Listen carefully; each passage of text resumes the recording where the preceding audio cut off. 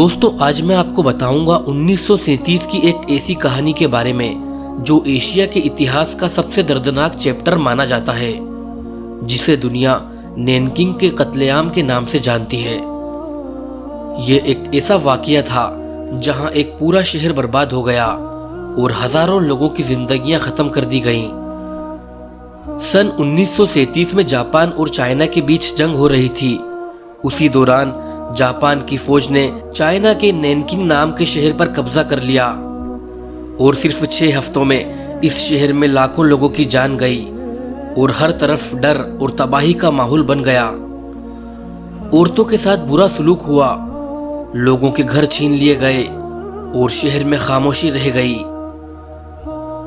सन 1930 के दौरान Japan Asia की सबसे बड़ी ताकत बनने की कोशिश कर रहा था। 1931 में उन्होंने मंचूरिया शहर पर कब्जा किया और 1937 में चाइना पर पूरी तरह से हमला बोल दिया। इस जंग को कहा जाता है सेकंड सीनो जापानीज वॉर। जापानी फौज पहले बीजिंग और शंघाई तक पहुंची और उसके बाद उनका अगला निशाना बना नैनकिंग शहर। नैनकिंग शहर उस वक्त चाइना की टेम्परेरी राजधानी था। जब जापानी आर्मी शहर में दाखिल हुई तो चाइनीज फौज या तो शहर छोड़ चुकी थी या हार गई थी। शहर में ज्यादातर आम लोग ही बचे थे, बच्चे, औरतें और बुजुर्ग। 13 दिसंबर 1937 को जापानी फौज ने नैनकिंग पर कब्जा कर लिया। उसके बाद शहर में हर तरफ अफरा तफरी मच गई।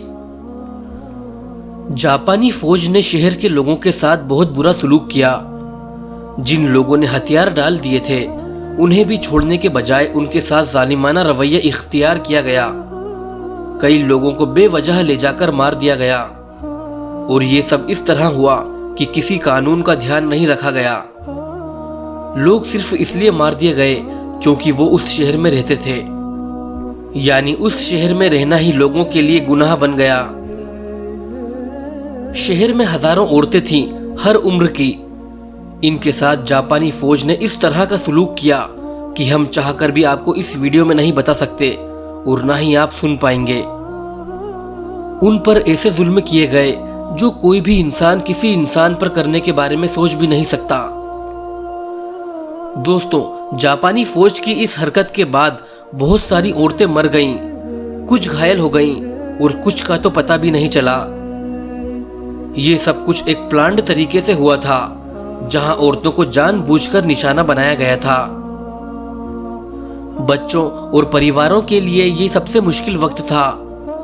लोग अपने बच्चों को छुपाने की कोशिश कर रहे थे, लेकिन ज्यादातर लोग इसमें कामयाब नहीं हो पाए।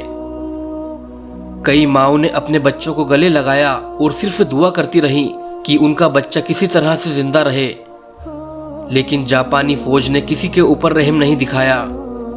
शहर के हर कोने में दर्द, खौफ और बेचैनी थी। दोस्तों, आपको बता दें कि उस वक्त नैनकिंग में कुछ विदेशी लोग भी मौजूद थे, जैसे जर्नलिस्ट और एनजीओ वर्कर्स। उन्होंने चुपचाप कुछ लोगों को बचाया और बाद में दुनिया को असली तस्वीर दिखाई। जंग के बाद 1946 में टोक्यो ट्रायल्स हुआ, जिसमें कुछ जापानी फौजियों पर केस चला। जनरल इवाने मत्सुई, जो इस पूरी घटना में जिम्मेदार था, उसे सजा मिली, लेकिन बहुत से लोग बिना किसी सजा के छूट गए। आज भी चाइना के लिए यह घटना एक सबसे काला दाग है। नैनकिंग शहर का यह वाकया हमें यह दिखाता है कि जब एक फौज का कंट्रोल छूट जाता है तो सबसे ज्यादा तकलीफ आम लोगों को उठानी पड़ती है।